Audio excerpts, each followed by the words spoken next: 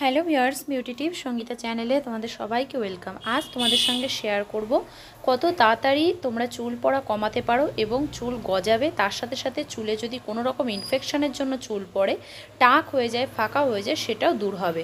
তো চলো বন্ধুরা, চুল আমাদের সোজা, ঘন, সিল্কি করার জন্য সম্পূর্ণ ঘরোয়া রেমেডি শেয়ার করছি। সবার প্রথমে গাছ থেকে একটা অ্যালোভেরা গাছ থেকে এরকম ডগা ছিঁড়ে আনবে। অ্যালোভেরায় কিন্তু প্রচুর প্রচুর গুণাগুণ থাকে আমাদের হেয়ার লসের ক্ষেত্রে।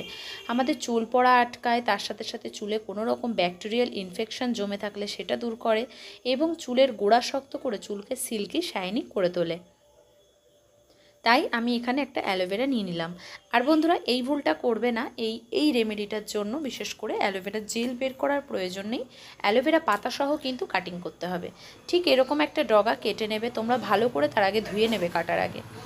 এর মধ্যে 1 চামচ গোটা মেথি দিতে হবে। গোটা মেথি কিন্তু চুলকে গজাতে সাহায্য করে এবং চুল পড়া খুব তাড়াতাড়ি আটকায় সহজভাবে একদম।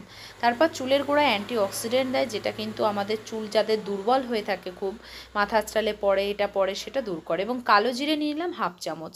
কালো জিরে কিন্তু আমাদের অ্যান্টি ফাঙ্গাল, অ্যান্টিব্যাকটেরিয়াল প্রপার্টি থাকে। কালো জিরে চুলকে অনেক অনেক বেশি হেলদি বানায় এবং চুলের কোনো ইনফেকশন, খুশকি থাকলে দূর করে। এবার পরিমাণ মতো আমি 1/2 কাপের একটু কম নারকেল তেল ইউজ করছি।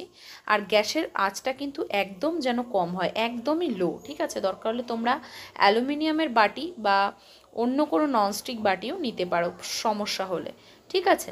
তো দেখো, এটা দিয়ে বারবার নাড়তে হবে যাতে লেগে না যায়। একদম ধীরে আছে কিন্তু এটা জ্বালাতে হবে। মোটামুটি হাতে গুনে 5 মিনিট, একদম কম আছে। 5 মিনিট হয়ে গেলে এভাবে নামিয়ে নিতে হবে। ঠান্ডা হতে দিতে হবে, মিডিয়াম ঠান্ডা, খুব ঠান্ডা না, যাতে হালকা উষ্ণ থাকে, ঠিক আছে? তো এবার ছেঁকে নিলেই ব্যাস, আমাদের হেয়ার গ্রোথ অয়েল একদম তৈরি, হোমমেড। এটাই কিন্তু মাথার অংশে চুলগুলো ফাঁকা করে লাগাতে হবে, লাগিয়ে ভালো করে মাসাজ করতে হবে। মাসাজ করে তোমরা চাইলে একদিন পুরো মাথায় রাখতে পারো, রাতে মেখে সারাদিন রেখে সকালে স্নান করে শ্যাম্পু দিয়ে ধুয়ে ফেলতে হবে। তো এভাবেও মাখো, দেখবে বন্ধুরা চুল তোমাদের গজাবে।